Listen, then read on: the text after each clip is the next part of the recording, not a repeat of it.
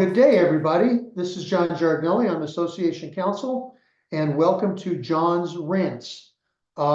Today's going to be sort of a potpourri because I'm recording this on July 19th, and of course, as we are getting ready for all of the new forms that are coming out on July 24th, and as we get ready for all of the new MLS rules and the termination of broker compensation in the MLS, things are quite hectic.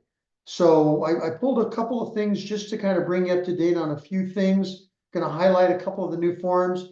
We are, as of this moment, we are finishing up a newsletter on the forms that are coming out next week. We had already done a newsletter, but of course the forms have changed since that newsletter. So we're going to substitute in a new newsletter. But I wanted to go over a couple of things with you real quick, just as a sort of a highlight. The new residential lease agreements come out next week. We've been concentrating, of course, on the one you use most, which is the exclusive, and a couple of things to point out. In the new compensation section, there will be no place for quote unquote dual agency. What has happened in the past, of course, is you've negotiated an agreement with your client, and then you've said, but if I put together both ends, I'll give you a short or a small discount. Well, there's no longer a place to do any of that in the new compensation area. So what will happen, frankly, is there's one of a couple of places where you can deal with it if you think that you're going to be a dual agent. First of all, on the day you take the listing, you don't know that unless you already have a buyer. So number one, there's going to be a box for unrepresented buyers. So if you working an open house, or if you're doing something where there's a buyer that comes in, approaches you, you can negotiate in the RLA a small upcharge to represent both sides if you're going to do that, or if simply some extra money if you intend to not represent the buyer and allow them to continue to be unrepresented. Otherwise, because the buyer representation agreements are going to be mandatory, not necessarily the CAR, but a buyer representation agreement will be mandatory, particularly after January the 1st, 2025, when AB 2992 goes into effect. You'll negotiate the buyer side compensation there, and then all the lawyers that do what I do agree, you need to be very careful because you've got a buyer over here paying you X percentage or X dollars. You've got a seller over here who's agreed to pay you X dollars to represent him as the seller. Now you need to figure out how to put the two together if you're going to represent both sides, keeping in mind you're a fiduciary to both sides. So you need to be very, very cautious about that.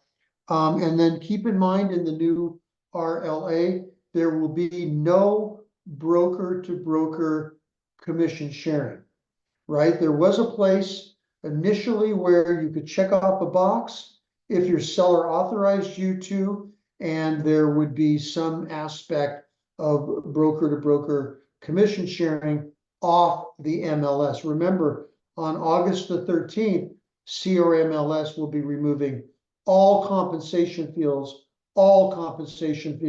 so there will be no place in the MLS, and now no place on the RLA for you to share compensation with another broker. There's going to have to be other methodologies for you to be able to do that. On the BRBC, remember, after August the 13th, whether you use the California buyer representation broker compensation agreement, the BRBC, or not, you may use some other form, maybe an internal form, maybe a form with your franchise. You're going to have a written agreement as an MLS rule in order to have access. And if an issue comes up where you don't have an agreement, you're going to be facing a very substantial fine and maybe a loss of your commission. Plus, California legislature is moving fairly quickly on a bill that looks like it's going to pass and be signed by the governor, which on January 1st, 2025 will go into effect. It's currently called AB 2992. It will amend the civil code, and you will be required to have a mandatory buyer representation agreement. All California licensees, realtors, non-realtor MLS only members, everyone will have to have a written agreement to represent a buyer. It'll be a violation of your licensing law. You probably won't get paid.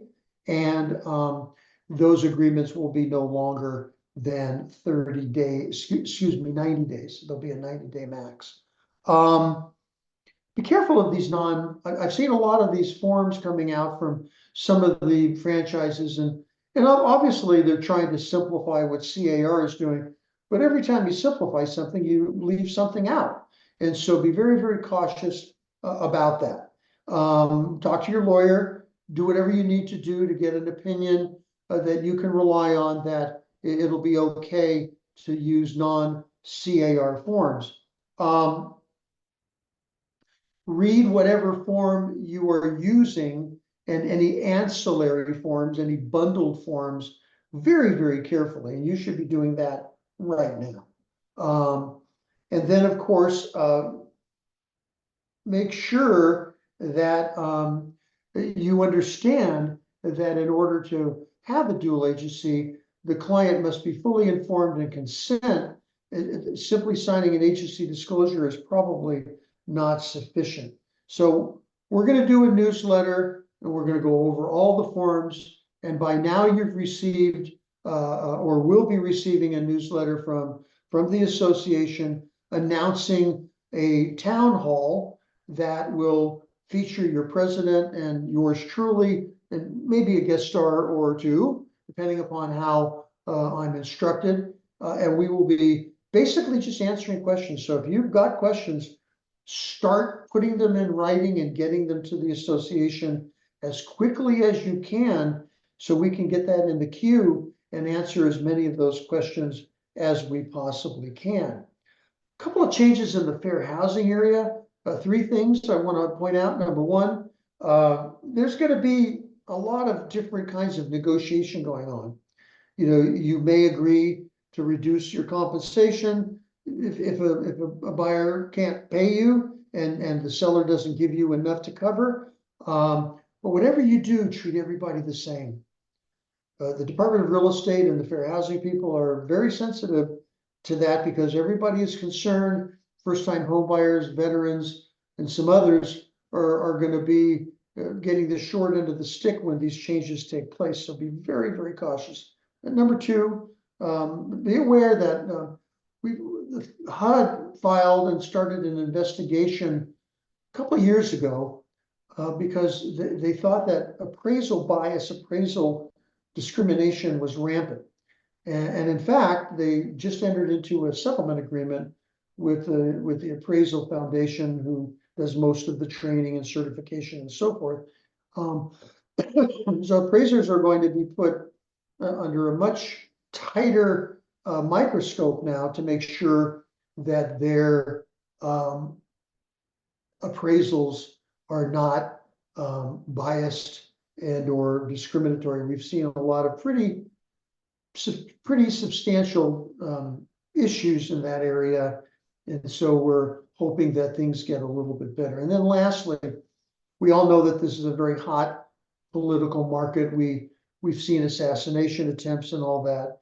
And as a result, we've seen a lot of very hateful type of speech. Over the last couple of days, actually, we've actually had a couple of complaints come in because of some things that realtors and others, of course, are saying on Facebook and some other places. Be careful what you say. You are entitled to your political opinions, but don't cross the line into absurdity and stupidity.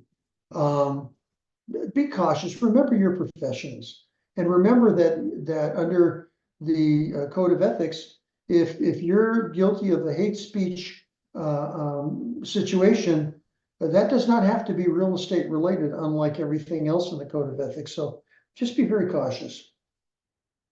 Want to go back to the forums, and one of the areas where we're getting the most questions is in the open house area. So just be aware that if you've got questions about open houses, you're not alone. There's going to be a form, and it's a registration type form, and we're going to go over that form in quite a bit of detail. But understand that we're really kind of struggling right now with when does one cross a line. Let me give you an example. So you have a listing agreement, and part of the listing agreement, you have an agreement with the seller that you're going to sit open house. When you set up that open house, you represent the seller only. You do not represent anybody else. Now a buyer comes in, they're unrepresented. They want to look around. That's perfectly okay. They want to get some information. That's probably okay. But at what point, if that buyer is unrepresented, do you start negotiating with that buyer on behalf of the seller? There's going to be some forms that will help you do that. And you're going to need to be very thorough with those forms. One of them is a registration type form that will basically say that I'm not your agent. Anything you tell me will not be confidential, and therefore whatever we talk about, I'm not representing you.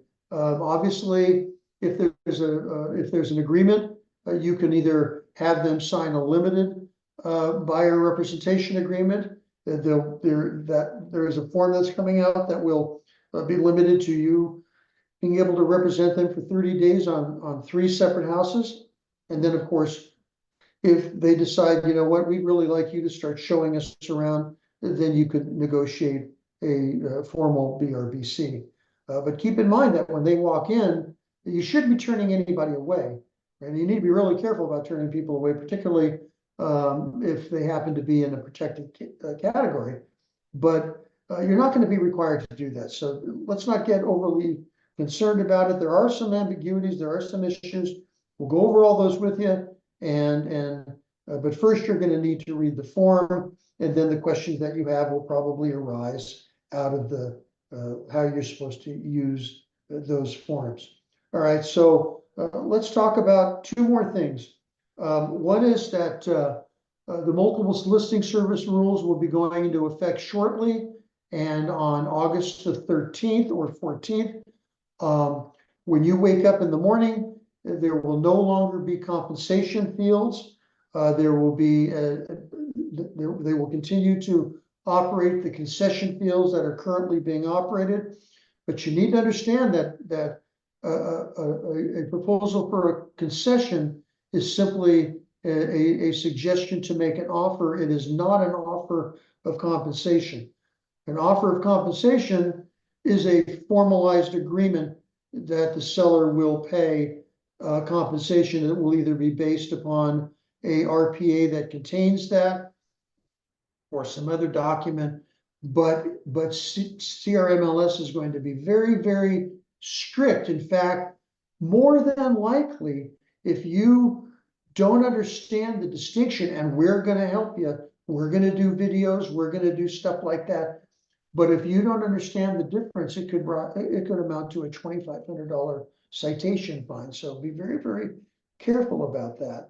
There's going to be 2 major changes to the MLS rules. One of them will have to do with concessions, and of course, one of them will have to do with compensation. And we'll be going over all those with you very shortly.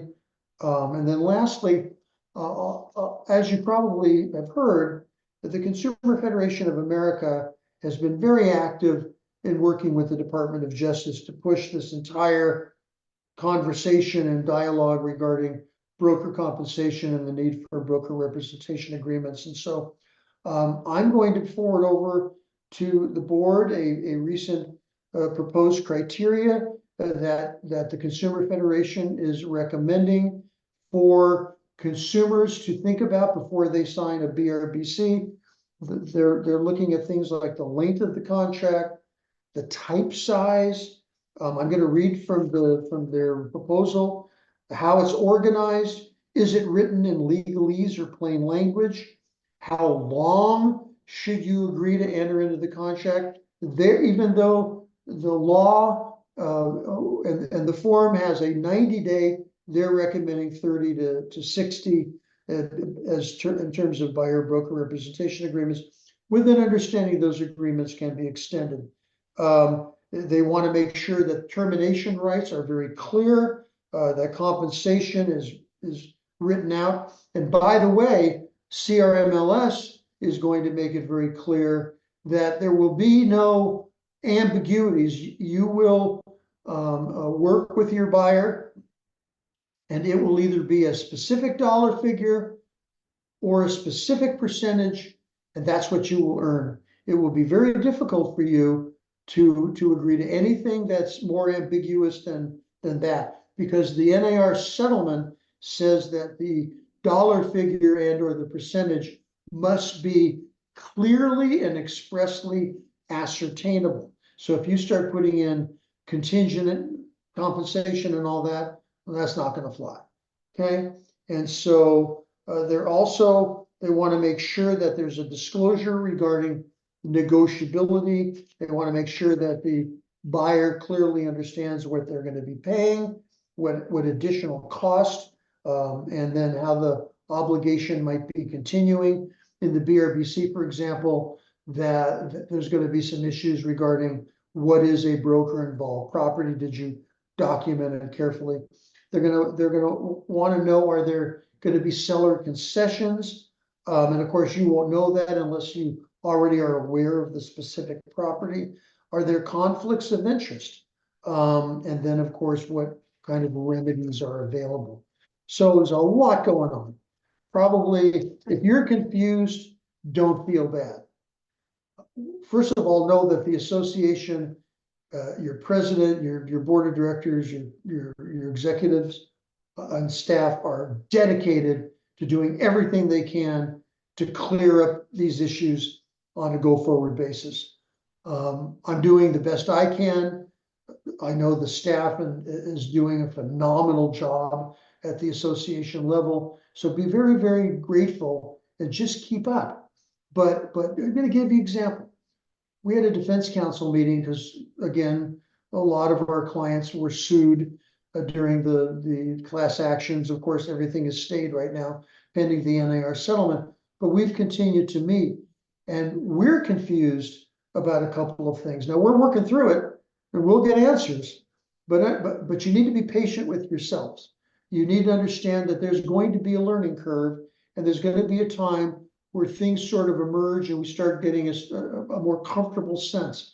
You need to be aware of what classes are being offered at your board to help you out. You need to be aware of what's being proposed to you from NAR, CAR, and especially your local association. So I'm pleased to indicate that the association is absolutely dedicated to keeping you updated. And of course, anything that they can do, you need to let them know so that they can try and accommodate as many of the members as they possibly can. So with that, I'm going to end John's rants for today, and look forward to seeing you at an upcoming class, program, or town hall.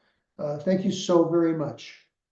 John's rants signing out.